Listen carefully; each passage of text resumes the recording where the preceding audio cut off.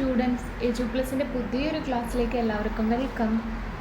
ഇന്ന് 10th English chapter 12 ആണ് discuss ചെയ്യുന്നത്. Indian weavers. വീവേഴ്സ് എന്ന് വെച്ച് കഴിഞ്ഞാൽ നെയ്ത്തുകാരെന്നാണ് അർത്ഥം. അപ്പോൾ ഇന്ത്യയിലെ നെയ്ത്തുകാർ.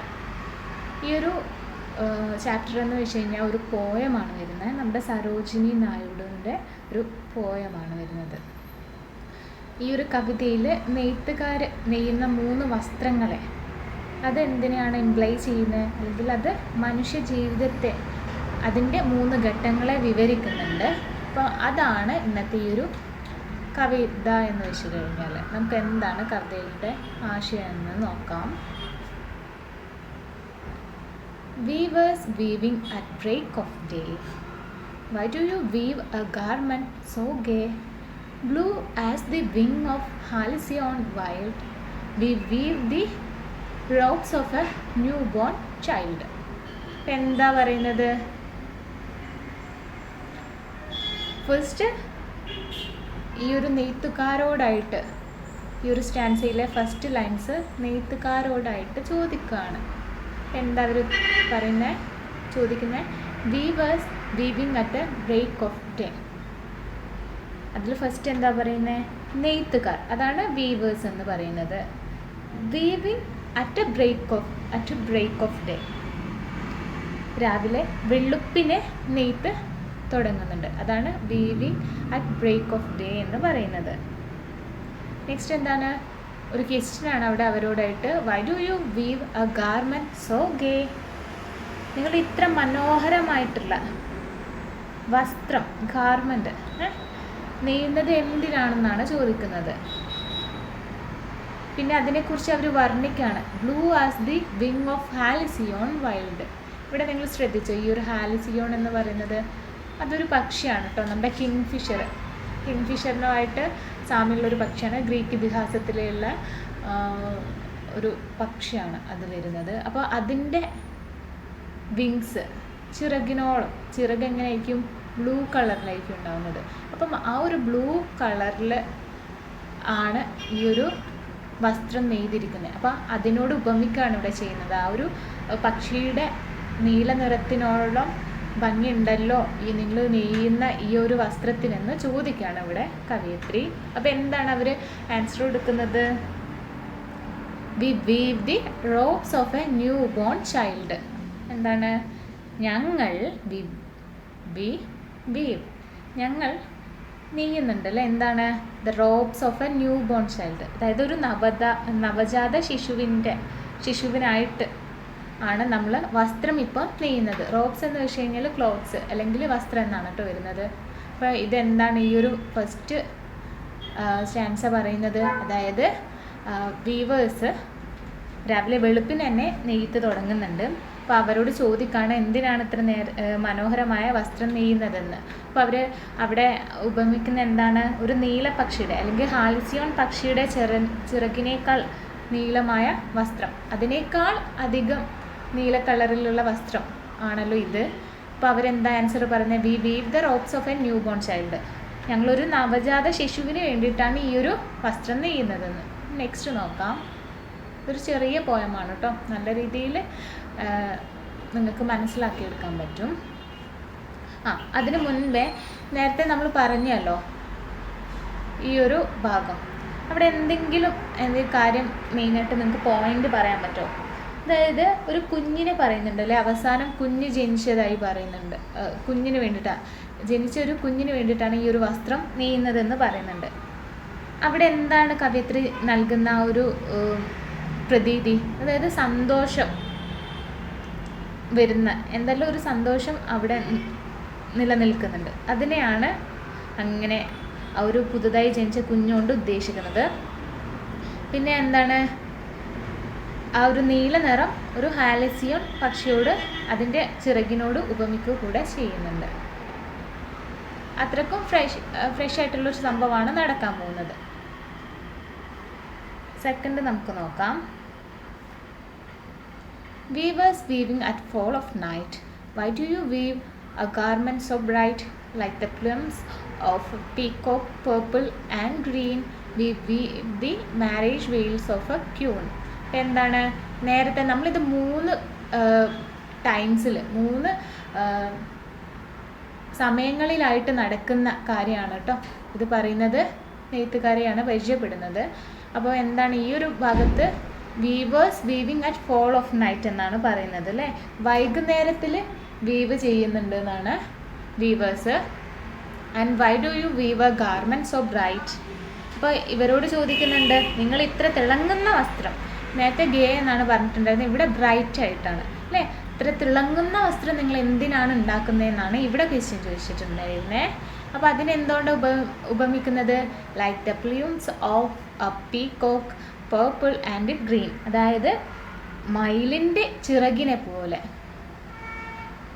പ്ലംസ് എന്ന് വെച്ച് കഴിഞ്ഞാൽ ചിറകെന്നാണ്. Purple and green, purple and green നിറത്തിലുള്ള അല്ലേ. ഈ ഒരു മനോഹരമായിട്ടുള്ള അത്രയ്ക്കും തെളിച്ചമുള്ള ബ്രൈറ്റ് ആയിട്ടുള്ള വസ്ത്രം എന്തിനാണ് നിങ്ങൾ നെയ്യുന്നതെന്നാണ് ചോദിക്കുന്നത്. അപ്പോൾ അവരെന്താണ് ആൻസർ ചെയ്യുന്നത്? We weave the marriage veils of a queen അല്ലേ. ഞങ്ങൾ നെയ്യുന്നത് എന്തിനു വേണ്ടിയിട്ടാണ്?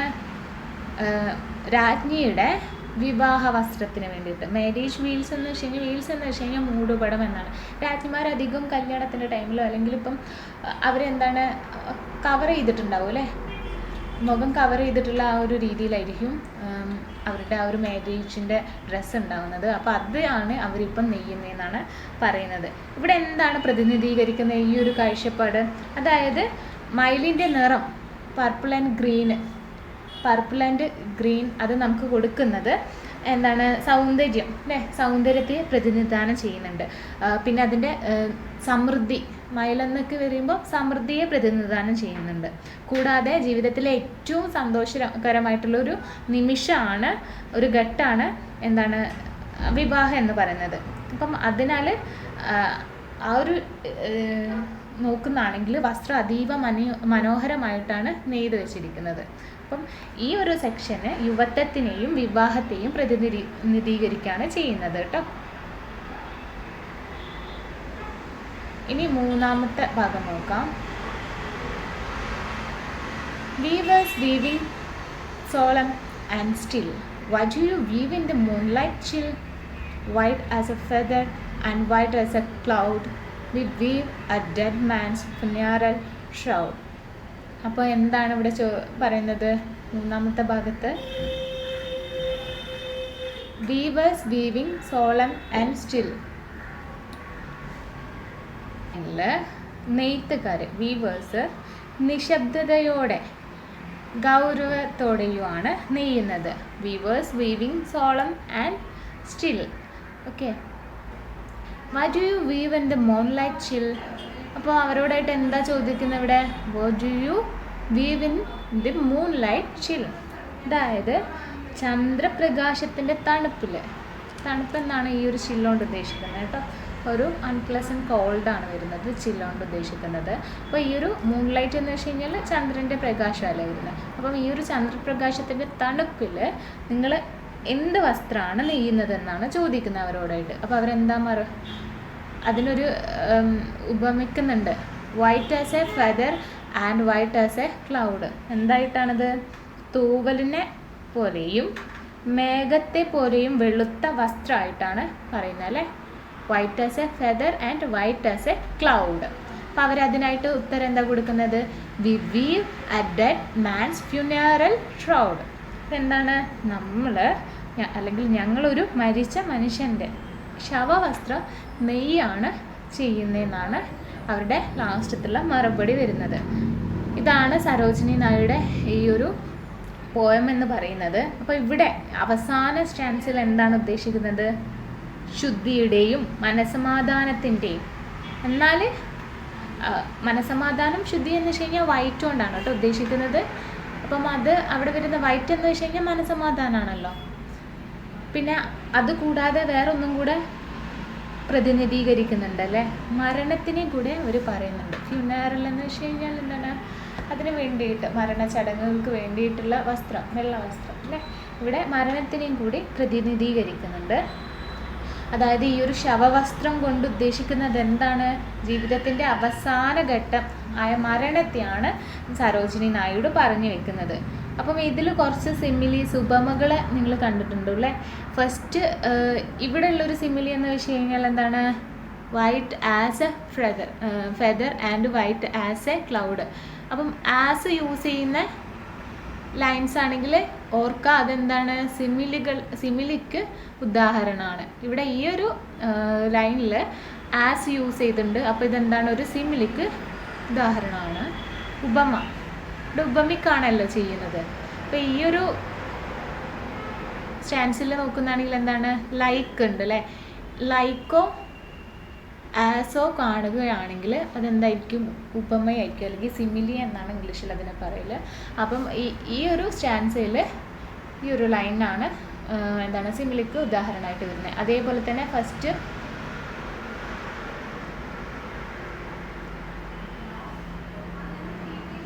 ഫസ്റ്റ് ഭാഗത്തും ഇവിടെ എന്താണ്? ബ്ലൂ ആസ് എന്നാണ് കൊടുത്തിരിക്കുന്നത്. അപ്പോൾ ഇതാണ് സിമിലിക്ക് ഉദാഹരണമായിട്ട് വരുന്നത്.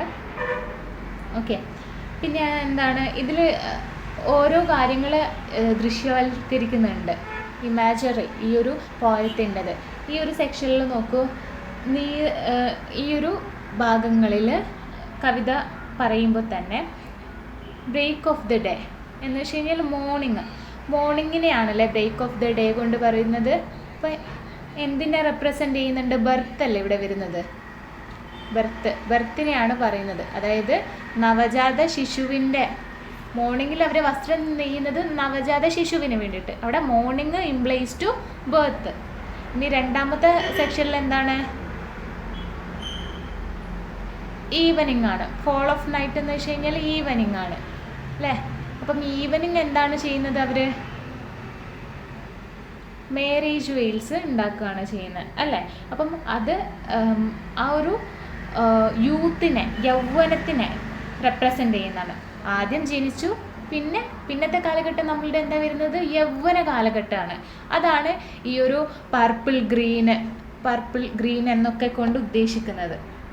അതൊരു യൗവന കാലഘട്ടത്തെ പ്രതിനിധീകരിക്കുന്നു. ആൻഡ് അവസാനം, ഒരു മനുഷ്യൻ്റെ അവസാനം എന്ന് വെച്ച് കഴിഞ്ഞാൽ എന്തായിരിക്കും? അവൻ്റെ മരണമാണല്ലേ? മരണമാണ് ഈ ഒരു അവസാന സ്റ്റാൻസയിൽ പറഞ്ഞു വെക്കുന്നത്. ഫിനാറൽ അല്ലെങ്കിൽ ആ ഒരു ഡെത്ത് വരുന്നത് എന്താണ്? വൈറ്റ് കളറിനെ പ്രതിനിധീകരിക്കുന്നുണ്ട് അല്ലേ? അവസാന ഭാഗത്തിൽ ഡെത്താണ് പറയുന്നത്. ഓക്കെ, അപ്പം ഇത്രയേ ഉള്ളൂ നമ്മുടെ ഈ ഒരു കവിത എന്ന് വെച്ച് കഴിഞ്ഞാൽ.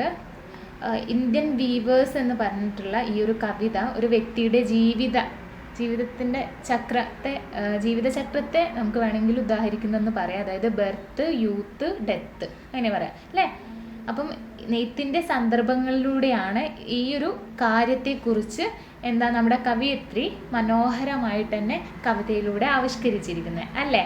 അപ്പം നമ്മളിപ്പം 3 ഈ ഘട്ടങ്ങളിലായിട്ടാണ് അങ്ങനെ കവയിത്രി നിറങ്ങളും സിമിലീസ് ഉപമകളും ഒക്കെ ഉപയോഗിച്ചിട്ട് ജീവിതത്തിൻ്റെ 3 ഘട്ടങ്ങളെ നമ്മൾക്ക് മനസ്സിലാക്കി തരുന്നത്. ആദ്യ ഭാഗത്ത് പറയുന്നതാണെങ്കിൽ എന്തായിരുന്നു? ആദ്യ ഭാഗത്തിൽ ആണെങ്കിൽ അവർ വരുന്നത് പുതിയ ജീവന്, ആഹ്ലാദത്തിന് പ്രതിനിധാനം ചെയ്തിട്ട് നീല വസ്ത്രത്തെക്കുറിച്ച് പറയുന്നുണ്ട്.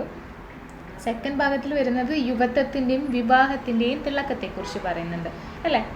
മൂന്നാമത്തെ ഭാഗത്ത് വരുന്നതാണെങ്കിൽ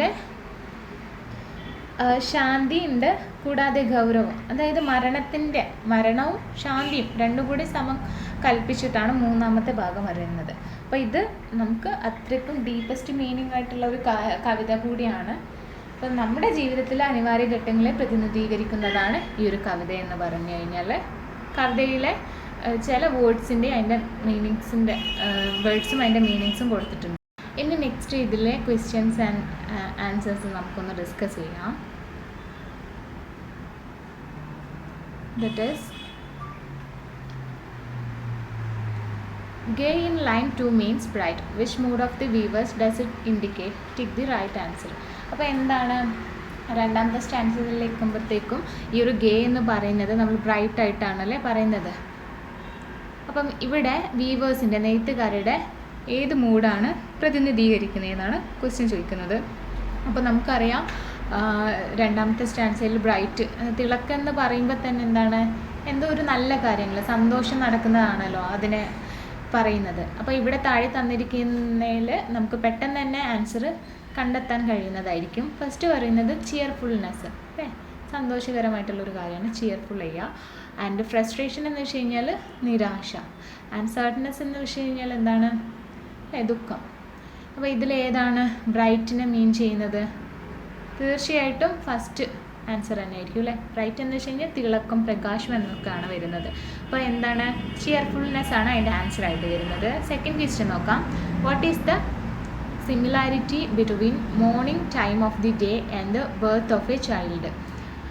എന്താണ്, ഒരു ചൈൽഡിൻ്റെ ബർത്തും ജനനവും കൂടാതെ മോർണിംഗ് ടൈം, ദിവസത്തിൻ്റെ മോർണിംഗ് ടൈമും തമ്മിലുള്ള ബന്ധം, റിലേഷൻ എന്താണ്, സിമിലാരിറ്റി, സമാനതകൾ എന്താണെന്നാണ് ക്വസ്റ്റ്യൻ ചോദിച്ചിരിക്കുന്നത്. എന്താണ്, അപ്പോൾ നിങ്ങൾക്ക് ഏറ്റവും ആൻസർ നന്നായിട്ട് തന്നെ ചെയ്യാൻ പറ്റുന്നതായിരിക്കും. അതെന്താണ്, ഇതൊരു ബിഗിനിങ് ആണ്, അല്ലേ. മോർണിംഗ് എന്ന് വെച്ച് കഴിഞ്ഞാൽ ഒരു ബിഗിനിങ് ആണ്. ബർത്ത് എന്ന് വെച്ച് കഴിഞ്ഞാലും ഒരു ബിഗിനിങ് ആണ് വരുന്നത്, അല്ലേ. എന്തിൻ്റെയാണ് ബിഗിനിങ് വരുന്നത്? ഒരു ലൈഫിൻ്റെ ബിഗിനിങ് ആണ് നമ്മൾ ജനനം കൊണ്ട് ഉദ്ദേശിക്കുന്നത്. എന്നാൽ ഒരു ഡേയുടെ ബിഗിനിങ് ആണ് മോർണിംഗ് കൊണ്ട് ഉദ്ദേശിക്കുന്നത്. അപ്പോൾ ഇതാണ് അതിൻ്റെ similarity. Morning is the beginning of the day and the birth of a child is the beginning of the life, അല്ലേ.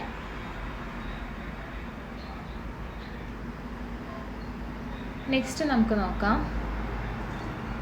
What are the weavers weaving in second stanza? Second സ്റ്റാൻസയിൽ എന്താണ് weavers weave ചെയ്യുന്നത്? എന്താണ് ചെയ്യുന്നത്? The marriage veil of a queen, അല്ലേ. ക്യൂനിൻ്റെ വിവാഹ വസ്ത്രങ്ങളാണ് വീവേഴ്സ് സെക്കൻഡ് സ്റ്റാൻസയിൽ നെയ്യുന്നത്. അതാണ് ആൻസർ ആയിട്ട് വരുന്നത്. അപ്പോൾ അതിൻ്റെ ഒരു സബ് ക്വസ്റ്റ്യൻ തന്നെയാണ് ഇത് വരുന്നത്. What time of the day is it എന്ന് പറയുന്നത്, ആ ഒരു ടൈം. അപ്പോൾ ആ രണ്ടാമതായിട്ട് വസ്ത്രം നെയ്യുമ്പോൾ അതിൻ്റെ ടൈമാണ് പറയുന്നത്. എന്താണ്, ബിഗിനിങ് ഓഫ് ദി നൈറ്റ്, അല്ലേ.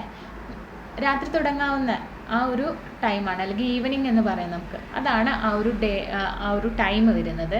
ഇനി നെക്സ്റ്റ് ക്വസ്റ്റ്യൻ നോക്കാം. What time is indicated through the phrase moonlight chill? അപ്പോൾ മൂൺ ലൈറ്റ് ചില്ലെന്ന ആ ഒരു ഫ്രേസ് ഇൻഡിക്കേറ്റ് ചെയ്യുന്ന ടൈം ഏതാണെന്ന്, സമയം ഏതാണെന്നാണ് ചോദിക്കുന്നത്. അപ്പോൾ എന്താണ്, മിഡ് നൈറ്റിലാണ് കേട്ടോ മൂൺ ലൈറ്റ് ചില്ലെന്ന് നമ്മൾ പറയുന്നത്. ആ ഒരു ഫ്രേസ് യൂസ് ചെയ്യുന്നത് മിഡ് നൈറ്റിനെ കുറിച്ചിട്ടാണ്, അതിനെ സൂചിപ്പിക്കാൻ വേണ്ടിയിട്ടാണ്.